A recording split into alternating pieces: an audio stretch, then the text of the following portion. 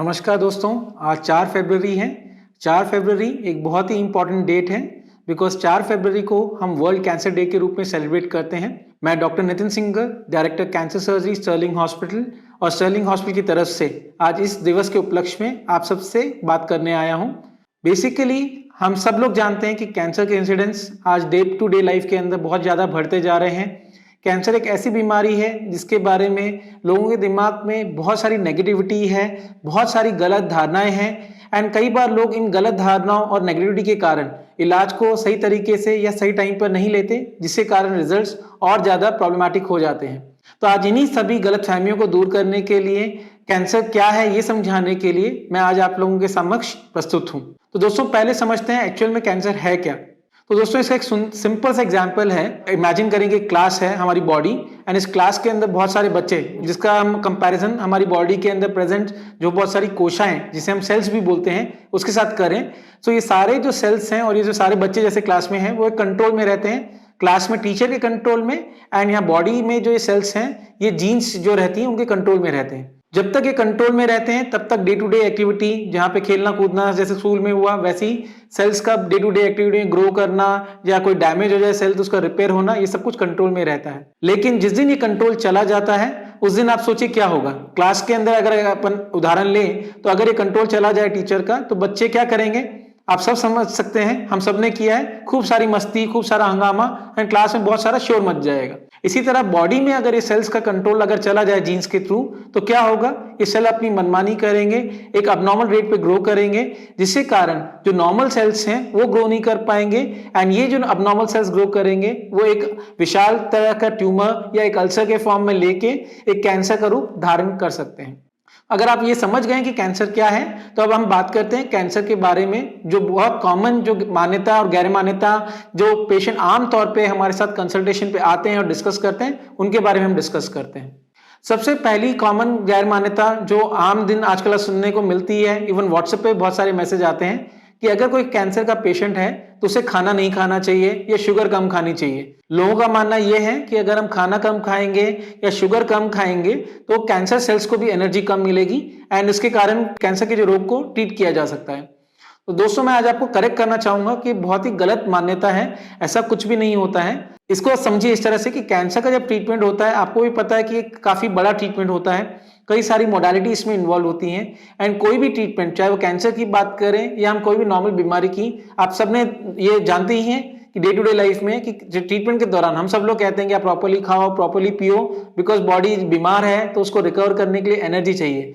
तो जब कैंसर की बारी आ रही है तो ये अलग क्यों हो जाएगा। तो ये कॉमन सेंस वाली बात है कि ये जो बात है कि कैंसर आप नहीं खाओगे, नहीं पियोगे या प्रॉपर्ली आप डाइट नहीं लोगे तो कैंसर कम ना होने की बजाय इनफैक्ट आपको कैंसर ट्रीटमेंट लेने के लिए जो शक्ति चाहिए वो आपको नहीं मिलेगी। इससे आपको साइड इफेक्ट्स ज्यादा रहेंगे ट्रीटमेंट के एंड कैंसर का जो आउटकम है ट्रीटमेंट का वो उतना अच्छा नहीं रहेगा। तो इसलिए मेरी अपील है इस गैर मान्यता के ऊपर बिल्कुल भी बिलीव ना करें। दूसरी कॉमनेस गैर मान्यता जो सुनने को मिलती है और देखी जाती है, आमतौर पे लोग कहते हैं कि हम लोग है ना बायोप्सी नहीं करवाएंगे क्योंकि हमने सुना है कि चीरा लगने से कैंसर सेल फैल जाते हैं। तो दोस्तों इस बात को मैं थोड़ा सा आपको डिटेल में समझाना चाहूंगा। ये बात आप कुछ हद तक सही है कि चीरा लगाने से कैंसर सेल फैल सकते हैं, लेकिन इसको समझने की जरूरत है कि बायोप्सी और चीरा दोनों में क्या फर्क होता है। जब हम चीरा की बात करते हैं यानी कि कोई सर्जरी कर रहा है एंड वो प्रॉपर्ली सर्जरी ना करे एंड कैंसर के सेल के थ्रू, जहां पे कैंसर है उसके थ्रू अगर कोई ट्यूमर को काट दे तो कैंसर सेल्स बढ़ सकते हैं या फैल सकते हैं। जबकि हम बायोप्सी की जब बात करते हैं तो बायोप्सी में अमूमन हम कैंसर को निकाल नहीं रहे हैं, हम खाली एक टुकड़ा जहां जो कैंसरस टिश्यू है उसमें से एक छोटा टुकड़ा निकालते हैं जिसको लेने में अमूमन कोई तकलीफ नहीं आती एंड ये नॉर्मली अधिकतर केसेस के अंदर हम ओपीडी बेसिस पे नॉर्मल लोकल एनेस्थीसिया के अंदर कर लेते हैं एंड इससे जो ये गलत धारणा है कि कैंसर सेल फैल सकता है ये बिल्कुल ही गलत है, क्योंकि डायग्नोसिस के बिना ट्रीटमेंट ही नहीं कर सकते हैं एंड मैक्सिमम जितने भी कैंसर्स हैं सबके अंदर one of the first step जो होता है वो है बायोप्सी का करना। कुछ कैंसर्स होते हैं जहां पे बायोप्सी नहीं करनी होती है, जैसे कि ओवरी के कैंसर, टेस्टिस के कैंसर, लेकिन ये सब चीजें आप अपने डॉक्टर के ऊपर छोड़िए एंड उनको डिसाइड करने दीजिए कि कौन से कैंसर में बायोप्सी करना जरूरी है एंड कौन से कैंसर में बायोप्सी करने से आपको नुकसान हो सकता है। दोस्तों अक्सर एक ये सवाल कई बार जो पेशेंट हमसे करते हैं कि हमने कभी तंबाकू नहीं खाया, हमने शराब भी नहीं पी, हमारे अंदर कोई गलत हैबिट्स भी नहीं है, फिर भी हमें कैंसर क्यों आ गया। ऑन अ लाइटर नोट अगर मैं कहूँ, ये सवाल मुन्ना भाई जो मूवी थी उसमें भी किया गया था, लेकिन तब भी जवाब नहीं दिया गया था। उसका रीज़न ये है दोस्तों कि कैंसर जो है एक मल्टी फैक्टोरियल डिजीज है। जो हम बात करते हैं कि तंबाकू एक मेजर रिस्क फैक्टर है, तो उसमें हम ये कहना चाह रहे हैं कि मैक्सिमम कैंसर्स के अंदर वो कंट्रीब्यूटरी फैक्टर रहता है। लेकिन इसके बावजूद भी जितने भी हमें कॉजेज पता है कैंसर के, लगभग आज भी साइंस के अंदर, मैं अगर ये कहना चाहूँ एक अनुमानित फिगर, तो 50% कैंसर्स के अंदर कैंसर क्यों होता है, ये शायद साइंस में भी आज पूरी तरह से इसके बारे में जानकारी नहीं है। लेकिन हम जो कहते हैं कि तंबाकू का सेवन ना करें, अल्कोहल का सेवन ना करें, हेल्दी एक्सरसाइज करें, ये सब बेसिकली एक प्रिवेंटिव तरीके होते हैं, ताकि जो वो 50% केसेस जिसके अंदर ये सारे कैंसर्स जो हैं हमें पता है कि इन कारणों से हो सकते हैं, उनसे आपको बचाया जा सके। दूसरा एक कॉमन क्वेश्चन जो लोग अक्सर हमें करते हैं कि हमारे को कैंसर हो गया तो हमारे बच्चों को या हमारी फैमिली में हर किसी को अब कैंसर होगा क्या? सो अगेन दोस्तों, इसमें जो है अपने को बात को पूरा डिटेल में समझने की जरूरत है, क्योंकि जो कैंसर है वो जेनेटिक हो सकते हैं, लेकिन जेनेटिकली होने वाले कैंसर्स की जो संख्या है वो बहुत ही कम है। 10% से ज़्यादा कैंसर्स जो हैं वो जेनेटिक नहीं होते। तो यानी कि 100 में से अगर मैं कैंसर्स देखूं तो 90 कैंसर्स का कोई भी जेनेटिक रिलेशन नहीं होता, यानी कि वो फैमिली में स्प्रेड नहीं हो सकते। तो खाली 100 में से 10 कैंसर्स ऐसे होंगे जो फैमिली में स्प्रेड हो सकते हैं। एंड उसके अंदर भी कई सारे फैक्टर्स होते हैं एंड कुछ वैरायटी ऑफ कैंसर्स रहते हैं, जैसे कि एग्जाम्पल के लिए ब्रेस्ट कैंसर, ओवरी कैंसर, आपका कोलॉन का कैंसर। तो इन सब कैंसर्स के बारे में खासतौर से अगर ये यंग एज में अगर आपकी फैमिली में हुआ है तो फैमिली में इसके जेनेटिक्स में रन होने के चांसेस हो सकते हैं। एंड इसके बारे में अधिक जानकारी के लिए आप अपने डॉक्टर से डिस्कस करें कि अगर वो जेनेटिक रिस्क है तो क्या क्या आप सावधानियां ले सकते हैं, ताकि फ्यूचर जनरेशन्स के अंदर इस कैंसर को टाइमली रूप से इसको डिटेक्ट किया जा सके या प्रिवेंट किया जा सके। दोस्तों नेक्स्ट एक कॉमन क्वेश्चन पे आते हैं, जो आजकल रोबोटिक सर्जरी के बारे में लोग काफ़ी सुनते हैं। लोगों का मानना है कि अरे रोबोटिक सर्जरी, लोगों को लगता है शायद रोबोट खुद से सर्जरी कर देता है। तो दोस्तों अगेन एक बहुत बड़ी गैर मान्यता है कि रोबोटिक सर्जरी में रोबोट खुद से सर्जरी करता है। कोई भी प्रकार की सर्जरी, चाहे वो रोबोटिक हो, लैप्रोस्कोपिक हो या ओपन सर्जरी हो, सभी सर्जरीज के अंदर अल्टीमेटली जो सर्जरी है वो सर्जन के द्वारा ही की जाती है। एंड ये सब बेसिकली एक माध्यम है, एक फॉर्म्स हैं जिसके द्वारा आपकी सर्जरी कंडक्ट की जा रही है। ओपन सर्जरी में जब हम सर्जरी करते हैं, जो साधारण भाषा में जो चीरा वाली सर्जरी, जो कन्वेंशनल सर्जरी जो है वैसे सर्जरी की जाती है। जब हम दूरबीन से सर्जरी बोलते हैं तो वो लैप्रोस्कोपी, यानी कि नॉर्मल जो साधारण जो लैप्रोस्कोप पहले आते थे उनसे सर्जरी कर रहे हैं। एंड रोबोटिक जो सर्जरी है वो भी एक तरह की लैप्रोस्कोपिक सर्जरी है, लेकिन यहाँ पे जो सर्जरी करने के लिए हम इंस्ट्रूमेंट यूज कर रहे हैं उसमें रोबोटिक आर्म, जो एक लेटेस्ट टेक्नोलॉजी है, उसके द्वारा सर्जरी करते हैं। एडवांटेज क्या रहता है इस रोबोटिक सर्जरी के अंदर, क्योंकि बहुत प्रिसाइज तरीके से हम इसके अंदर ट्यूमर को एंड जो नॉर्मल टिश्यू को आइडेंटिफाई कर सकते हैं, प्रिसाइज कट्स ले सकते हैं, तो इसलिए हमारे आउटकम्स बेटर रहेंगे, ब्लड लॉस कम रहेगा एंड रिकवरी आपका फास्ट रहेगा। ओपन सर्जरी यानी कि जो कन्वेंशनल फॉर्म ऑफ सर्जरी जिसमें हम बड़ा चीरा लगाते हैं। दूसरी तरह की जो सर्जरी होती है जो दूरबीन वाली सर्जरी, जिसे हम आम भाषा में समझते हैं, तो ये दूरबीन वाली सर्जरी दो तरीके से हो सकती है, जो अभी तक कई सालों से चली आ रही थी, जिसमें हम एक छेद बना के जो लैप्रोस्कोप से देखते हैं, जिसे लैप्रोस्कोपिक सर्जरी भी कहा जाता है।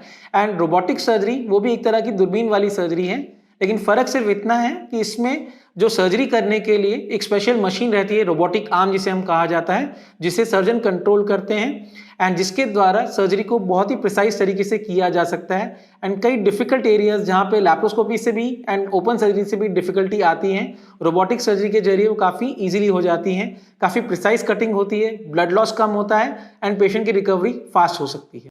नेक्स्ट हम बात करते हैं एक कॉमन मिथ की, जिसमें लोग बोलते हैं कि इनकी उम्र तो इतनी ज़्यादा हो गई या इनकी उम्र तो इतनी कम है तो ये कैंसर का ट्रीटमेंट नहीं झेल पाएंगे। तो दोस्तों मैं अगेन एम्फेसाइज करना चाहूँगा, एज एक नंबर है एंड उसका कोई स्पेसिफिक मतलब नहीं रहता। जब भी हम कैंसर ट्रीटमेंट के लिए किसी पेशेंट को हम इवैल्यूएट करते हैं, असेस करते हैं, तो उसमें बहुत सारे फैक्टर्स देखते हैं, जिसमें से एक होता है कि पेशेंट का फिजिकल फिटनेस एंड पेशेंट का विल पावर कितना स्ट्रांग है कैंसर ट्रीटमेंट के लिए। एंड वो किसी नंबर से डिफाइन नहीं होता। कई आपको जान के हैरानी होगी कि जो पेशेंट, जो छोटे बच्चे जिनको लोग सोचते हैं कि बहुत ही कमजोर हो गए, उनका आउटकम अच्छा नहीं आएगा ट्रीटमेंट का, इनफैक्ट बच्चों के कैंसर्स, जो चाइल्डहुड कैंसर्स जिसे हम कहते हैं, उनके आउटकम किसी भी अन्य कैंसर से सबसे ज़्यादा अच्छे हैं। एंड इनफैक्ट कई बड़ी उम्र के पेशेंट्स, इवन जिनकी उम्र 80 साल या उससे ज़्यादा है, उनको भी हम प्रॉपर कैंसर ट्रीटमेंट देके, प्रोवाइडेड उनका फिजिकल फिटनेस अच्छा है एंड वो मोटिवेटेड हैं, हम कैंसर से पूरी तरह से ट्रीट कर सकते हैं। तो अगेन मैं एम्फसाइज करना चाहूँगा, एज के हिसाब से कोई भी अपने मन में गलत मान्यता ना डाले। एक तीसरी मान्यता जो मैंने खासतौर से colon cancers and rectal cancers के पेशेंट्स के लिए जो देखा है, जो डे टू डे प्रैक्टिस में पेशेंट आते हैं, मुझे कहते हैं साहब हमने तो सुना था, हमारे किसी आजू बाजू वाले ने या किसी पड़ोसी ने बताया कि अगर आप आंख की सर्जरी करेंगे तो परमानेंट टॉयलेट का बैग आ जाएगा एंड उसके बाद हम है ना कुछ भी काम नहीं कर पाएंगे।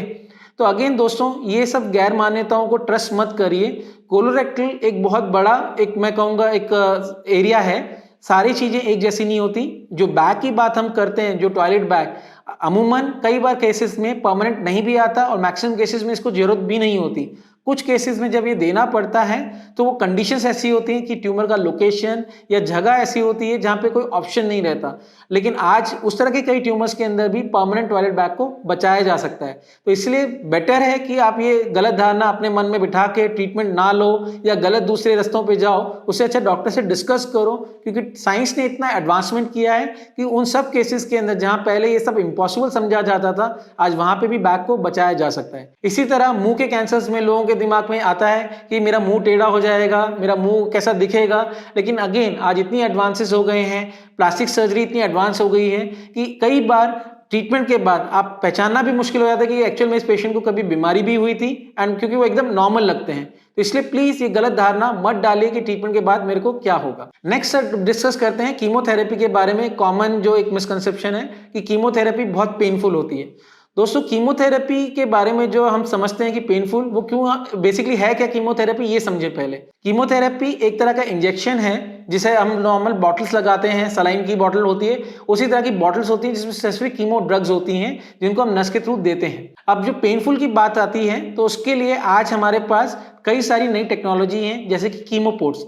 तो नॉर्मल साधारण तरीके से नस में ना देके कीमोपोर्ट्स या फिर पिक लाइंस के थ्रू अगर हम कीमो को देते हैं तो ये कीमोथेरेपी के द्वारा जो पेन होता है नस के अंदर, उस पेन को काफी हद तक कम किया जा सकता है। तो इसलिए अगेन इस गैर मान्यता पे विश्वास ना करें कि कीमोथेरेपी हमेशा पेनफुल होती है। एंड कीमोथेरेपी में बहुत सारे टाइप्स होते हैं।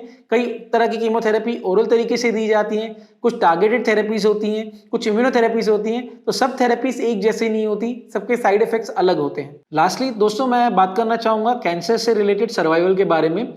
कैंसर को लेके लोगों के दिमाग में बहुत सारी नेगेटिविटी है कि कैंसर का सर्वाइवल बहुत अच्छा नहीं होता है एंड कैंसर अगर आ गया तो ठीक नहीं हो सकते, अगर ठीक हो भी गए तो बहुत सारे साइड इफेक्ट्स रहेंगे, या फिर वो खाली कुछ स्टेजेस के अंदर ही कैंसर को ठीक किया जा सकता है।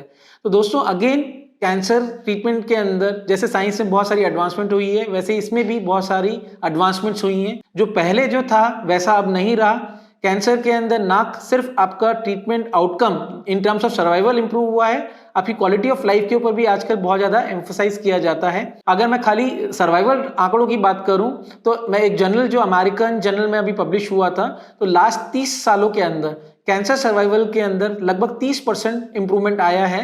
एंड अमेरिकन डेटा के हिसाब से लगभग 60%, किसी भी हम सारे कैंसर्स को अगर क्लब कर दें तो जो 5 ईयर या मोर सर्वाइवल के जो चांसेस हैं वो 60% से ज्यादा रहते हैं एट एनी स्टेज, अगर कंबाइन हम ले आंकड़ों को। तो आप समझ सकते हैं कि कैंसर के अंदर आज सर्वाइवल पॉसिबल है। जरूरी है कि हम दिमाग से मानसिकता को निकालें कि कैंसर ठीक नहीं हो सकता। दोस्तों, जो अभी हमने बातें करी ये basically day to day life में जो कॉमन सवाल या गैर मान्यताएं जो पेशेंट्स के दिमाग में रहती हैं और जो पेशेंट हमसे अक्सर पूछते हैं, उन सब गैर मान्यताओं को as a social responsibility as a surgeon, cancer surgeon, मैं आपके साथ शेयर करना चाहता था।